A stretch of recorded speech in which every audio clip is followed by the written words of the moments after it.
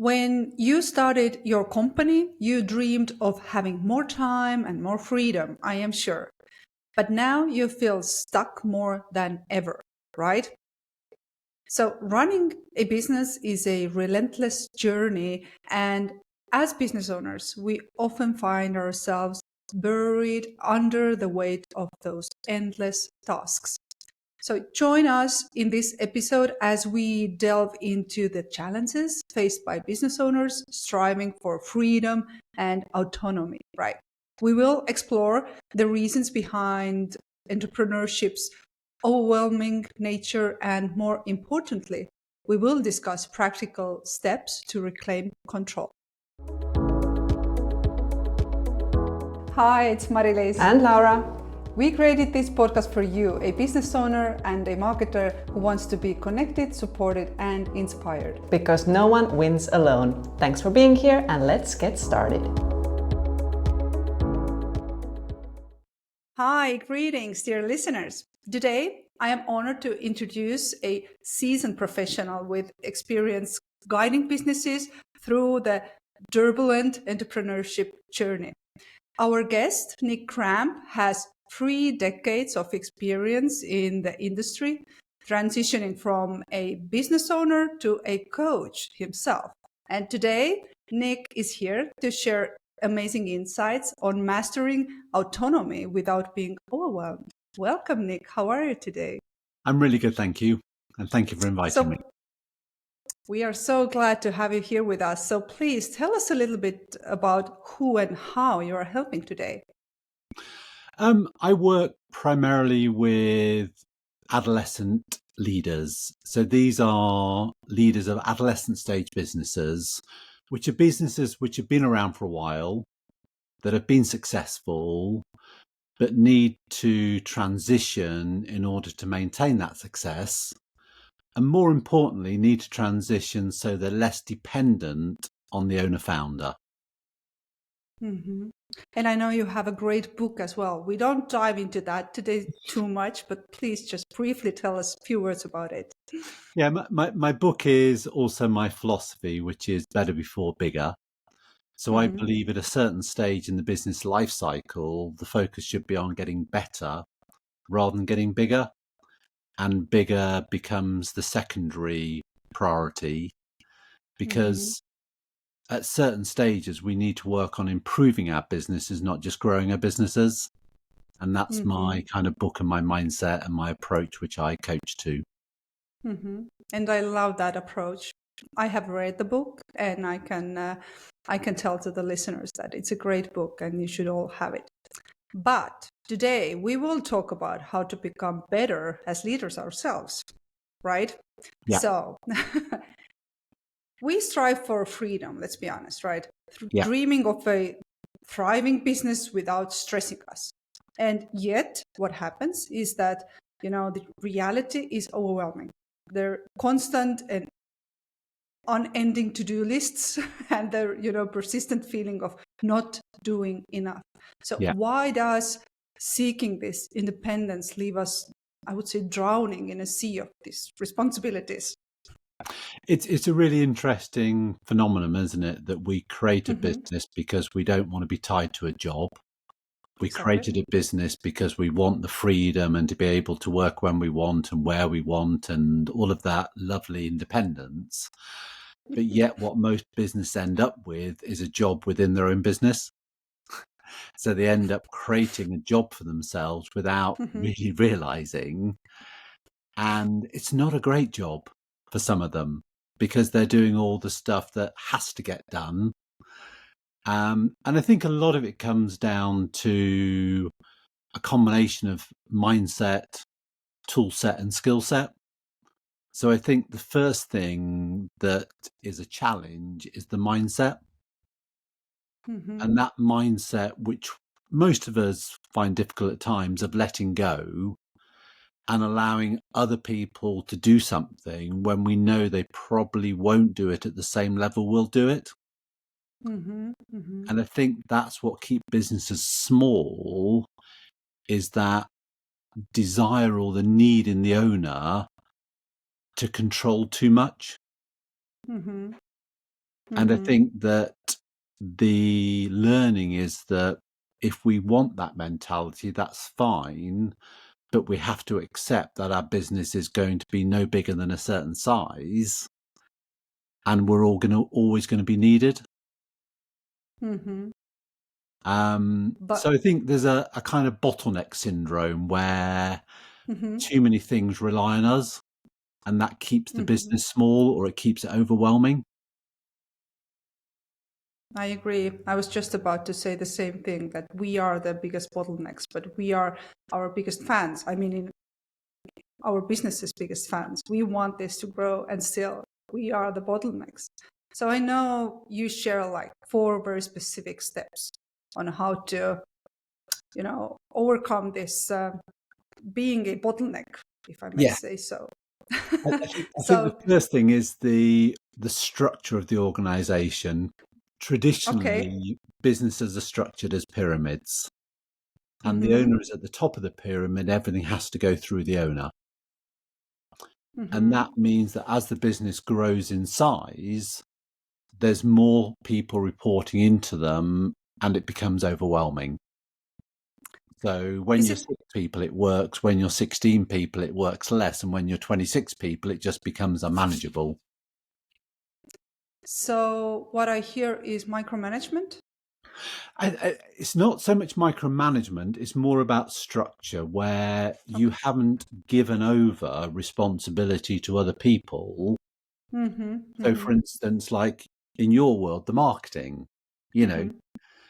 at some point, the business owner needs to bring in a marketing person that understands that area of the business better than them and need to let go of that Mm-hmm. because they can't be the expert on finance, operations, and marketing and have an autonomous business. Mm-hmm. So I Mm-hmm. think the structure needs to evolve where their role becomes smaller and they grow these other roles around them so that they can dip in and out of those areas, but the accountability for that area sits with somebody else. So there's an organizational structure philosophy called holacracy, which has lots of small business units within the overall business. And each of the small business units are led by someone different, and they are the Mm-hmm. decision maker, the accountable person for that particular area of the business. Mm-hmm. Mm-hmm. So that's the structural flexibility which I think needs to be in play, that you need to decide as the owner founder what you should let go of. And generally, it's most things. Mm-hmm. Mm-hmm. And you get to be the creative entrepreneurial person again, Mm-hmm. rather than being the slightly restricted marketing lead, finance lead, or ops lead. If you structure this well, and if you choose the right people correctly, you get to have the freedom because these other people are running those areas of the business for you. Mm-hmm.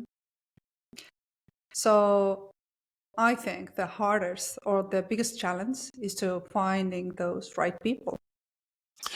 I think it's right. And I think that there's a few challenges in play. One is the letting go bit. But as you say, if you've Mm-hmm. got the right person, then letting go is It's easier. easier to let go. It Mm-hmm. is. And I think it goes Mm-hmm. down to the clarity of values and vision. I think most people now, Mm-hmm. when they're looking to work in an organization, particularly the younger generation, are very focused around, well, what's the purpose of this business? If I come and Mm-hmm. give you my Mm-hmm. time and expertise, where's that going to be utilized? What are we going to do that's good for the world?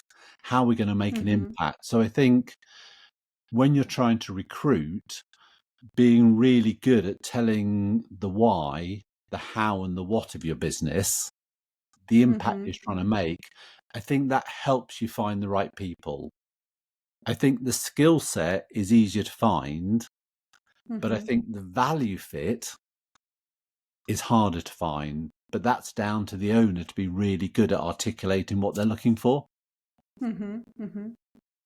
I love that because we at Marketing World, we emphasize clarity and focus. And Yeah. oftentimes, the reason why we are so frustrated about our marketing, we feel like, nothing seems to work, is that we don't know, our vision or mission or our No. values even inside the company. We just hope for some ads doing, magic for our Yeah. business.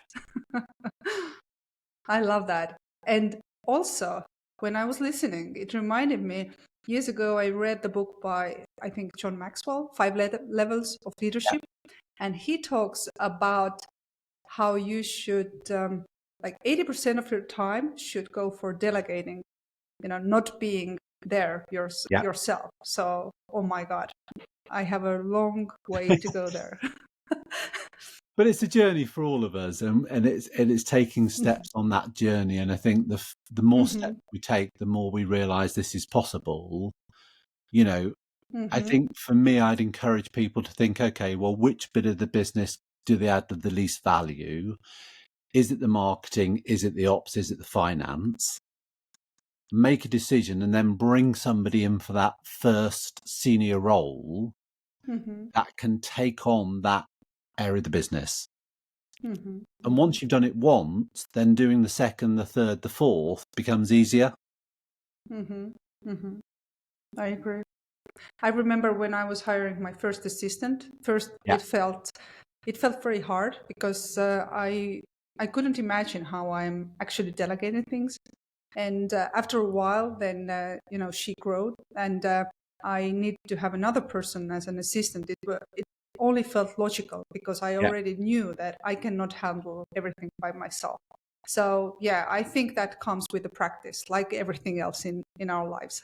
Yeah, and I think that it's worth it because on the other side is the holy grail of having a business that works for you rather than one you work for.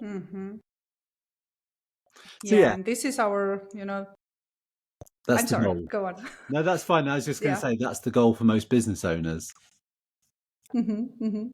So moving on, what's the second thing that's, in our way?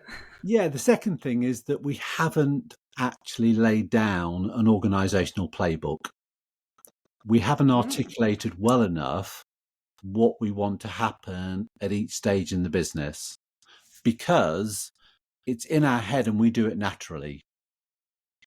And we expect other people, bizarrely, to understand what we understand without telling them. So they should know what we know, but we forget they haven't lived our experience and they're not us. So what we don't do well enough as leaders is articulate expectations, accountability, outcomes, just the way we do things here. So one of the roles of leadership, I think, is to lay out the playbook, to create the organizational manual.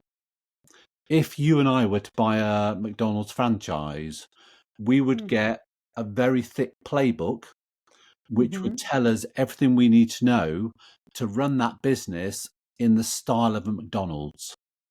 Because the beauty of McDonald's is that the customer experience, the food, everything is the same, irrespective of which McDonald's you go into. And that's because it works from a playbook. There's very little individuality. Now, I'm not suggesting all businesses need to be like McDonald's, but they need to take a leaf out McDonald's book and create a playbook. So I have worked with brand books a lot, a Yes, lot. And absolutely. what is the difference with playbook and brand book? Well, a brand book is the marketing side of the playbook. So if you imagine a brand book and a tone of voice document, and then you add in operational manual, and then you add in the financial kind of manual, those three added together then becomes the organizational playbook. So what you do so well in the marketing world, as you say, is define how the brand is going to appear, what it's going to sound like, what it's going to look like, which means that the marketing manager coming in or the assistant doing the social media has got some reference points to work off. Mhm. Mhm. So the organizational playbook is a combination of different playbooks, the brand book being one of them. Mhm. And I love that because I believe manuals and workflows and checklists help us tremendously. They they help us to be more productive, efficient, even on a daily basis. Even if you think about onboarding someone new in your Yeah. team, it's so much easier when you have those workflows in place, Yeah. right? Yeah, it just Mhm. makes the Mhm. business just easy to run, doesn't it? And it means that different people can Mhm. come in and just pick it up because they know Mhm. what's expected. They know what good looks like. Mhm. Mhm. And I can appreciate that a lot because our motto is work smarter, not harder in our Yeah. marketing. And one of the keys is that we help businesses to build checklists and workflows for their Yeah. marketing, and I see that a lot how that helps. It also reminds me another book I read. I think it's oh my god, I lost it. Checklist. I will come back to this. I'm Okay. sorry, but it's a great book. I want listeners and everyone to hear about that because it explains based on science Yeah. how much people make mistakes, and how we Yeah. can avoid them thanks Yeah. to checklists and manuals and all of that. At first, it seems like, oh my God, we are not like in a kindergarten. Should we have Yeah. like, the checklist for everything? But still, it helps to avoid those like human mistakes that are normal. Yeah. And I And think it we reminded forget me. as also the energy it takes to make decisions. There's a lot of kind Mm-hmm, of energy waste and expenditure trying to work out the way to do something.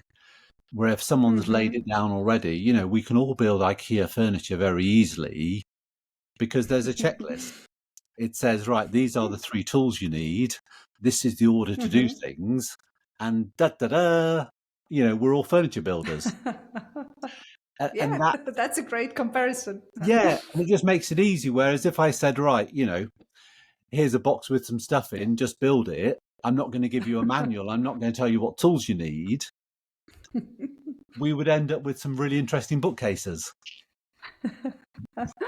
Love that. That would be also interesting. But I Yes. remind the book came back to me. So it's Okay. Checklist Manifesto by Yes. mm, and I lost the author. I was just googling it, the author as well. Atul Gawande. So I'm Okay. not sure if I pronounced, but Checklist Manifesto is the book I read. It was like last year or something. It's a great book, by the way. So, but moving on. So now we have, the structure, the flexibility around our structure. Yeah. We have the playbook. What's next? Next is delegated accountability. You touched on it previously about the importance of delegation. Mm-hmm. Mm-hmm. And I think that what we don't do well enough sometimes as leaders is pass the baton across to somebody else. Mm-hmm. We half delegate, which is like being partially pregnant. It just isn't a thing. What It's is either that? it's either their responsibility or my responsibility, and it's far easier if it sits with a single person rather than it being a joint situation. So if we Mm, bring a marketing manager in, then we need to let go of the attachment to marketing and we need to let that person run the campaigns, mm-hmm. spend the budget, and we judge them on the outcome, not on the inputs. We're Mm-hmm. looking at the Mm-hmm. business with a degree of detachment Mm-hmm. and we're saying, right, here's £20,000 budget. Here's the outcome I need 20 more leads, Mm-hmm. go. Mm-hmm. And then we're letting them be. So the accountability and passing something over is not generally something that leaders naturally do or naturally do well. Mm-hmm. They stay in the relationship too long. They fiddle. They offer an opinion. They meddle a little bit with it. They don't Mm-hmm. truly delegate in the way that is helpful for the other person. Hmm. And I can see that a lot in marketing. I can tell you, Nick, because Yeah, if even if let's say a company hires a partner, or they have someone in responsible for marketing, then we usually work with metrics, and we want to see what is the outcome. But oftentimes these there are managers who like to comment on, why did we send out this newsletter to yeah, our clients? Why did we do that? How come we don't have so many likes, on that post in the Instagram or things yeah, like that? And I'm like, oh my God, please don't like disturb your people. yeah. And Okay. and So and it's still, that kind of amateur playing at it, isn't it? Because you're employing these hmm people because they've got this specialist knowledge and expertise, hmm hmm and then you're offering a kind hmm of opinion on it. And it's, as you say, it's undermining for the people involved, isn't it? It's confusing. it is. It is. It is. It's not very motivating for them to do their job anymore. I totally get that. So you suggest to have C-level like managers, and we check in with them on either a monthly or quarterly basis, and to make sure that the outcome, is what we expect, right? Yeah, I and love and, that. and Mm-hmm. agree the success criteria is before you Mm-hmm. start. So if you're Mm-hmm. doing a marketing campaign, what does success look like? Exactly. Mm-hmm. You know, Love if that. success is 5 qualified leads a month, Mm-hmm. if those leads don't get converted by the sales team, the marketing team have done their bit of the job. Mm-hmm. You know, Mm-hmm. you can't then meddle in that different aspect if that outcome's been achieved. So I think Mm-hmm. sometimes we don't work out in advance and agree in advance what success looks like. And Mm-hmm. therefore you've got a degree of subjectivity to whether something worked well or not. Mm-hmm. And Mm-hmm. that creates tension and a degree of uncomfortableness. Whereas if we Mm-hmm. both know on the way in and we both agreed what success looks like, then it makes the delegation easier. Mm-hmm. I love that, because that's where frustration around marketing comes. People, they don't know, what the outcome or success, Yeah, should look like, and they are constantly, not happy with, the likes we got, the I don't know, the yeah. new leads we get, so on. So I can see that very often. And it's very hard because it's, our business and to let Mm-hmm. someone else, but that's the only way you grow a business to a bigger size, and it's the only great way you grow a better business, because otherwise Mm-hmm. the business is only as good as your skill level in each area. Mm-hmm. Mm-hmm. And it's unlikely that as a business owner you're going to be a great marketeer, a great operations person, and a great finance person. Of course, of It's course. very rare Mm-hmm. to have those skill sets. For one person, of course. Yeah, So I love that. I love. So we have we have talked about 3 steps. I yeah. was just looking on my notes. It's So all right. what's the fourth? So the fourth one kind of encompasses the other three, which is a mindset, which is objective detachment. So rather than being subjective about what you're seeing in the business, look Mm-hmm. at the business from the numbers and the metrics. Mm-hmm. Mm-hmm. Is it getting better? Is it getting worse? Is it on target? Is it off target? Drop the Mm-hmm. subjectivity. I don't like that advert. I don't like the way we did that. Look at the numbers. Are your customers and clients happier or less happy? Have you got Mm-hmm. more profitability or less profitability? So what we all do is we become too subjective about our business. We're too Mm-hmm. close to it, and therefore we lose detachment. The Mm-hmm. best leaders are the ones that have objectivity from a detached viewpoint. So they can see the business happening below them, around them, but they're not judging too early or too much. They're letting things play out over the month, over the quarter, and then they're applying an objective detachment to what's happened. Mm-hmm. Mm-hmm. So they're letting go of the business during the period and just having regular preset reviews where we do a quarterly marketing review and we sit down and we talk about the campaigns that we've run. We look at the outcomes, we look at the dashboard, and we do a debrief on what's worked well, what hasn't, what we're going to improve, what we're going to change.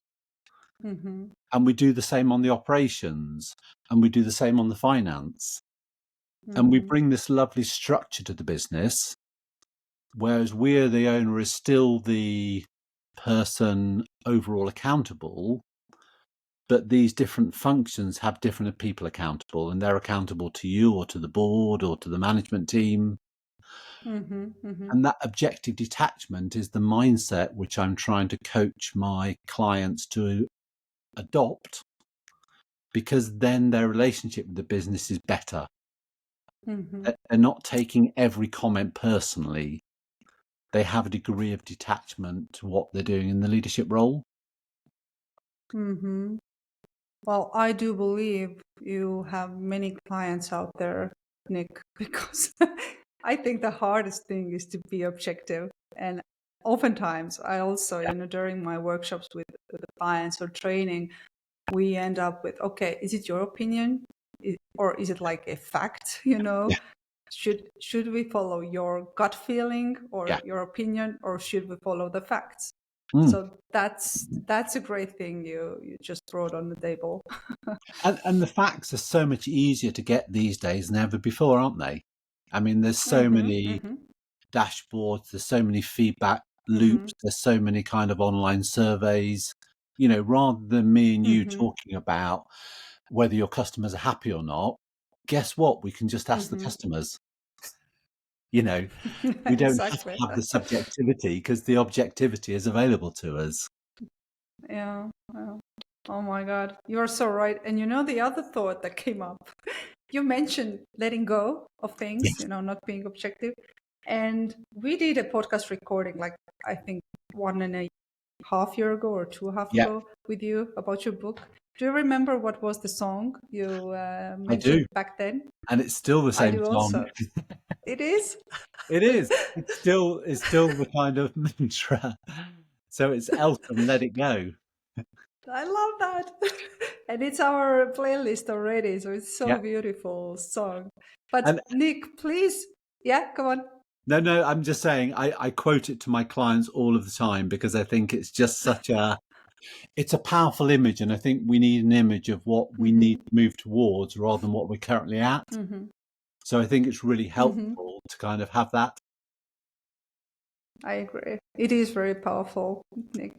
So please tell to our listeners, how can they find you online, and where can they connect with you? Because I'm sure they do want to connect with you. So there's 3 places online they can find me. They can find me on my website, which is nickcramp.com.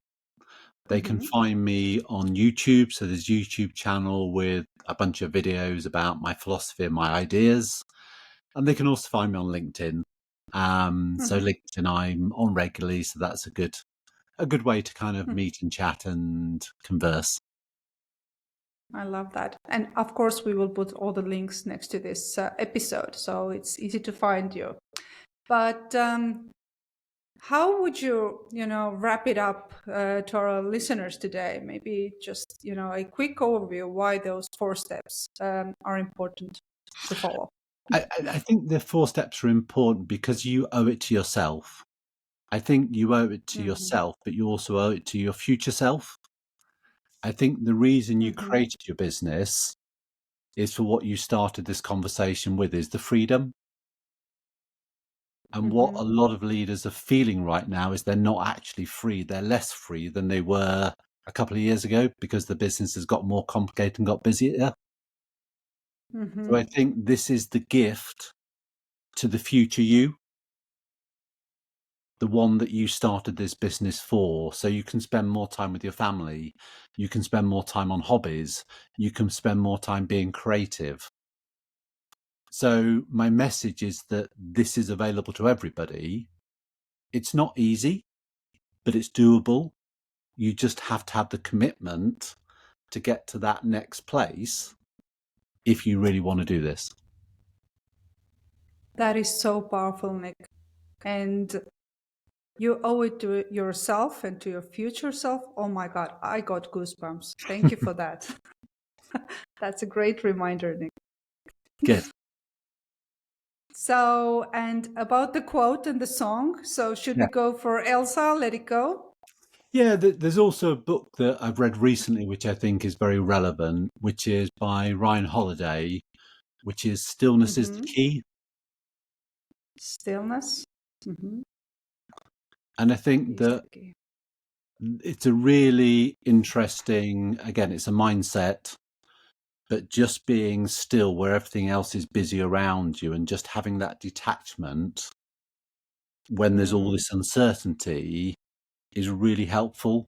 So it's something I encourage my clients to do, is take that time out and just kind of reset, just get a bit of distance, understand what's going on, and let's not be too reactive. Let's not be too judgmental. Let's not get too involved. Let's just step back a little bit and find some stillness. I love that. So hurry slowly. Yeah. Let's hurry slowly. Yeah. And thank you so much for being here with us again. And for the listeners, we will have mastermind also with Nick. Yes. And we will continue this conversation in our community. So make sure to follow Nick, make sure to follow us, and remember, you owe it to yourself and to your future self. So thank you, Nick, once again. It was very inspiring to hear your thoughts. My pleasure. No one wins alone. Be connected, supported, and inspired inside the Powerful Marketers community. Find the link in the show notes.